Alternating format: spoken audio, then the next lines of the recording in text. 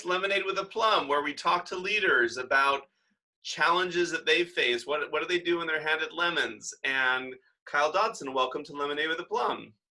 Good morning, Jason. Thank you, and it's an honor and a pleasure to be here. Honor is all mine. These are hard times. How are things going? This is true. It's sort of like a tale of two worlds, right? The really incredible positive is the grit and resilience of our community, of our YMCA staff, our members. Everyone's hanging in there. A lot of positivity. That's incredible. But you turn on the news every morning, and it's a bit daunting. It is. So I think, quite frankly, I think it's a good human exercise for us to have to deal with uncertainty and managing ambiguity. I think that's really the human condition, and we try at great length to avoid that. But I think that's our reality. That's kind of life and humanity. So although it's challenging, I think it's probably a good test for us. Yeah, and you were just telling me about a time that you had some personal challenges that you kind of had an epiphany and were able to overcome them. That is correct, and I point to it as probably my greatest period of growth, personally and professionally in my life, but also the most humbling and challenging. And that's probably, the latter is probably why I experienced the former, right? That the fact that it was challenging is the thing that allowed me to grow so much. So share the story. Sure, I will. So I'm going to just create a little bit of setting because I think it helps to inform the story. So quickly, I grew up in New Jersey, and I would say that I had parents who benefited from the post-World War kind of boom and opportunities that others did. They both got with good companies. Neither of them had the opportunity to go to college, but they worked themselves up to management, and they moved from probably working poor to a point where we were probably solidly middle class by the time I was a teenager. We had a nice home in a suburb. We had 2 cars. We went on modest vacations. So that's kind of my setting where I came from. And then through their hard work and some good fortune, I had a chance to go to Harvard. And I hope the story will help move that from what might seem to be self-aggrandizement to important setting for the story. So the experience that I had was when I went to Boston to be part of a training program to train people to be urban principals. In this case, in Boston, but doing the work in urban communities that are overwhelmingly Black and brown, overwhelmingly low income, face a lot of challenges, crime and drugs and family breakdown, etc. And it was in Dorchester, which is a subsection of Boston, which is one of the most challenged neighborhoods, arguably Dorchester and Roxbury. It's also the highest concentration of Blacks and Latinos in Boston, probably in those two communities. So I went there, and part of the setup of Harvard's probably 5 miles at most as the crow flies, but literally worlds away from Dorchester. So I went there, and when I was an undergrad, I quite frankly didn't spend much, if any, time in Dorchester. Wasn't terribly aware of it. I'm not a native Boston person. I just wasn't aware. And the insulation that existed at Harvard made it so that Dorchester was not a common topic of conversation. Fast forward many years later, I went down there to train to be a principal. And the outcome was I went in retrospect, I realized with a little too much hubris and self-belief in what I represented and what I could do.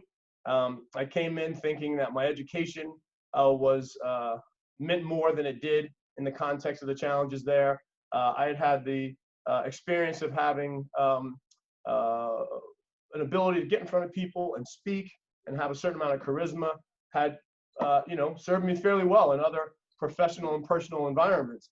And the interesting thing and the slap in the face was it didn't really matter in Dorchester. They could care less about where I went to school.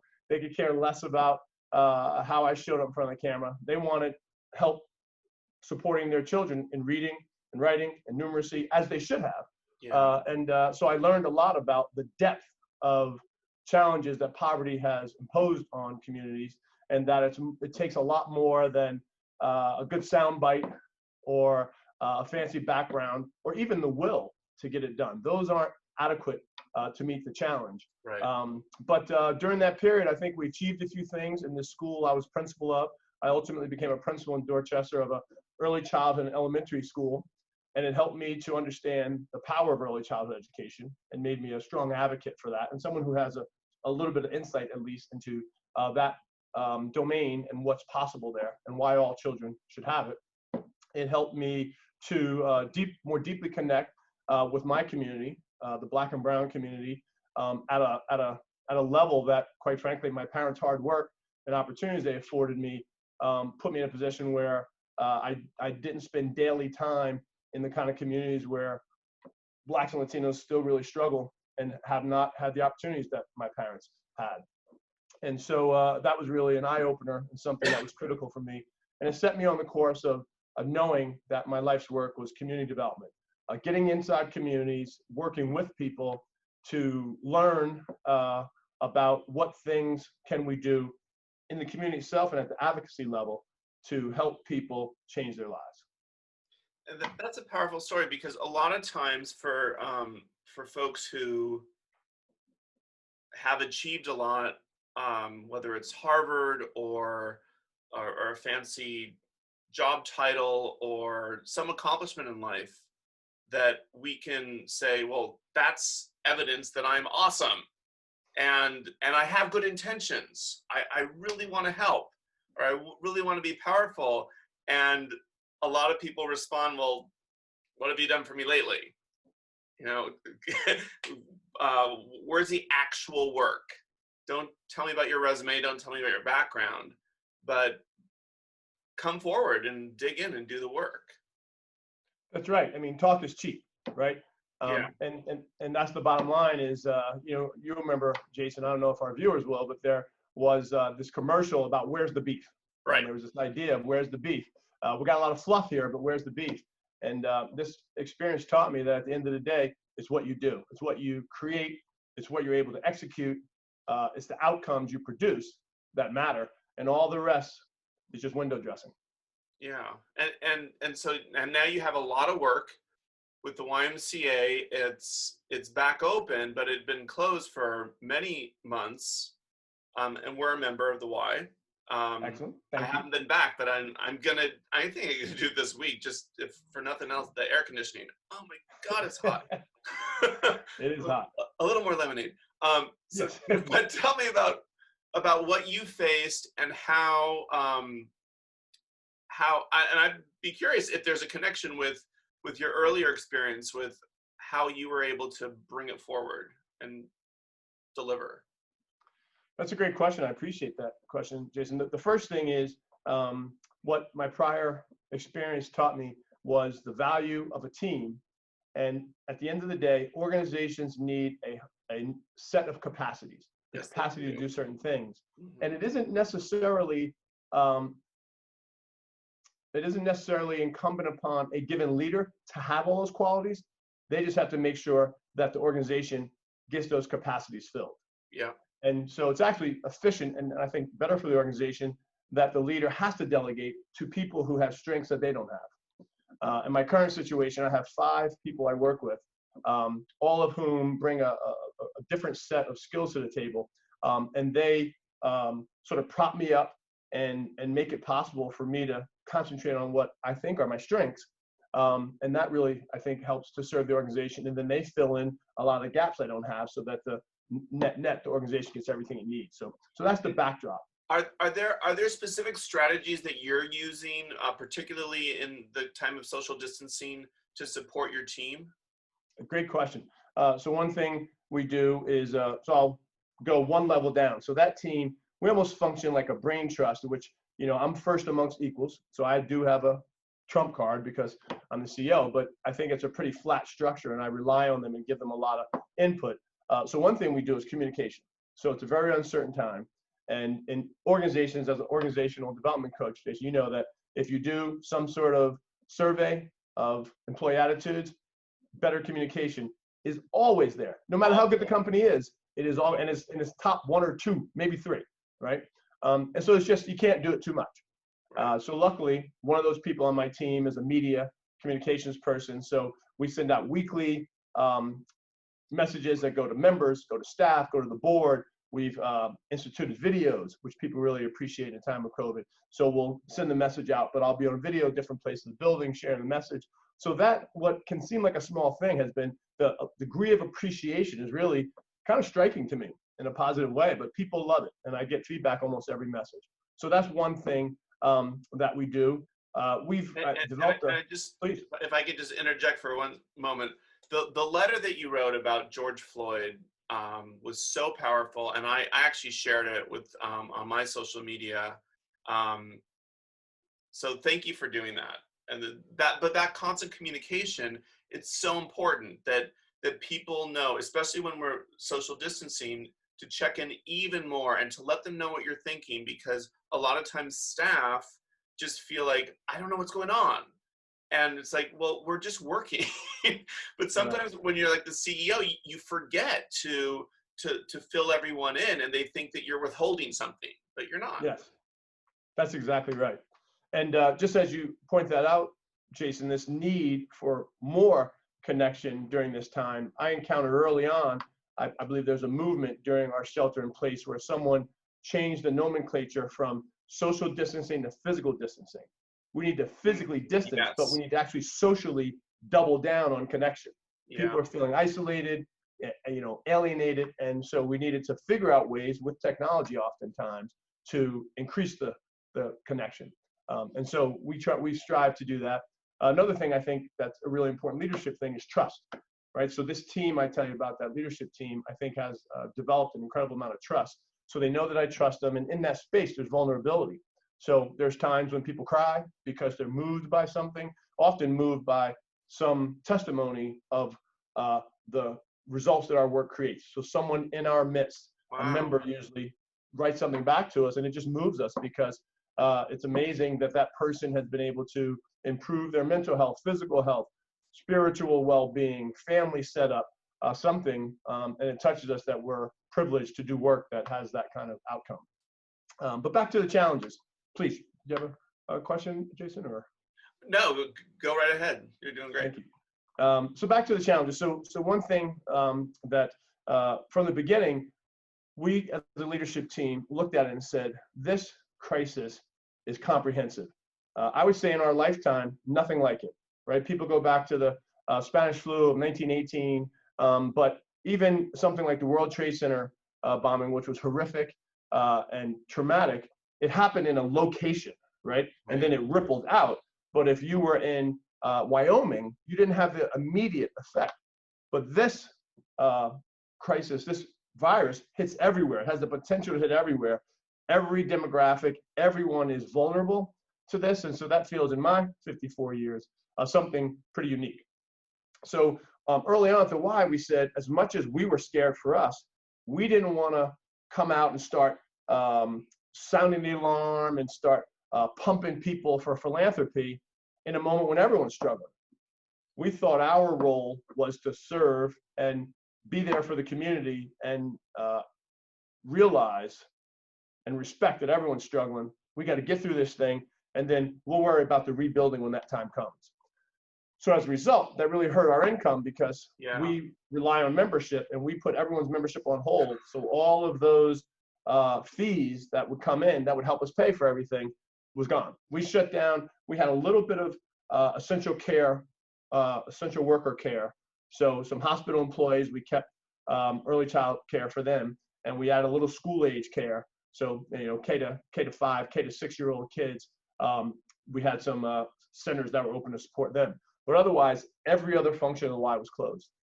So it was really looking bleak. We actually furloughed the majority of the staff for a 2-week period, but then the payment protection program came in. So we only had to have that 2-week furlough, and most of those people were on unemployment, and the unemployment benefit was pretty generous, so that effectively with the extra $600 made the ceiling was about 51 grand annualized. And the reality is that covers most Y employees. That covers a lot of Y employees. So most people were able to stay whole through unemployment. And then PPP money came from the feds, and we were one of the early applicants. We have a great relationship with Northfield Savings Bank. Give a little plug here. They're one of our local banks we have a great relationship with. And so we got that money, and then from that period through June 1, we were able to pay everybody. So thinking ahead for I mean, as much as you can look into your crystal ball, what do you see for the Y over the next, what do you think, 3 to 6 months, or how long can you even think out? Yeah, so that used to be, I think minimally, we need to be thinking about 12 to 18, because that's still the forecast that I hear for COVID.